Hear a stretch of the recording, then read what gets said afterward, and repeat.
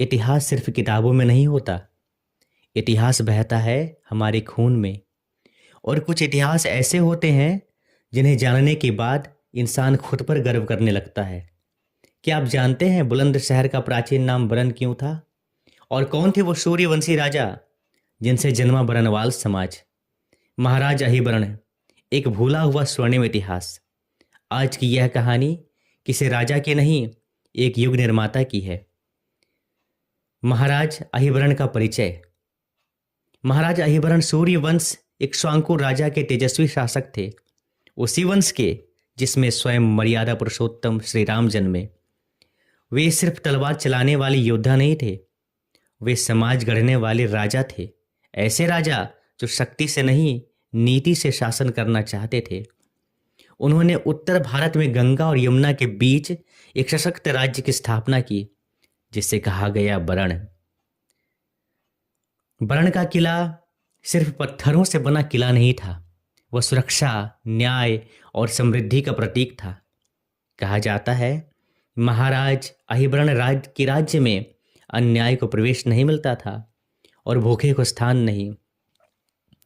समाज को संगठित करने के लिए उन्होंने अपने वंश को 36 गोत्रों में विभाजित किया, जो आज भी बरणवाल की समाज की पहचान है।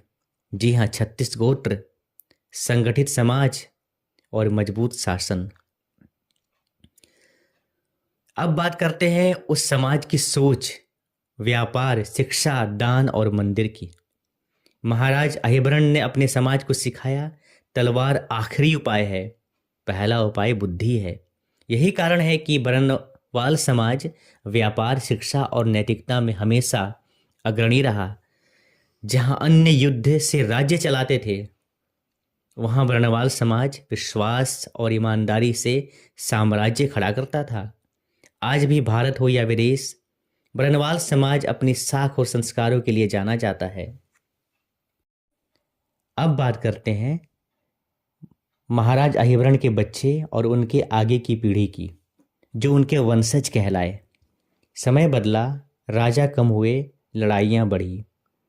तब उनके वंशजों ने राजगद्दी छोड़कर ईमानदारी से व्यापार करना शुरू किया।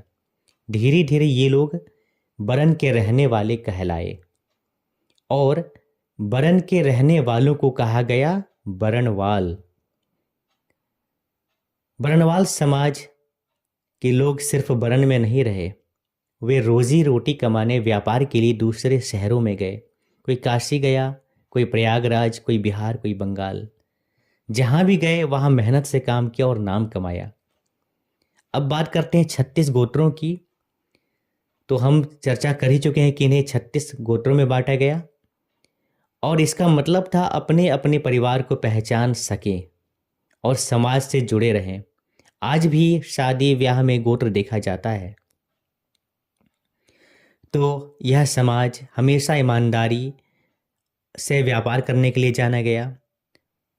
झूठ, धोखा और बेईमानी हमारे संस्कार नहीं, साथ ही दान, धर्म और पढ़ाई हमारी परंपरा रही है। यह अहिबरण जयंती इसीलिए तो मनाई जाती है ताकि हम अपने पूर्वजों को याद रखें, ताकि नई पीढ़ी जाने कि हम कौन है और कहां से आए हैं। अगर आपका है और अगर नहीं है तो यह कहानी भारत की है। तो कमेंट में जय महाराज अहिबरण लिखें, वीडियो को शेयर करें और चैनल को सब्सक्राइब करें। धन्यवाद।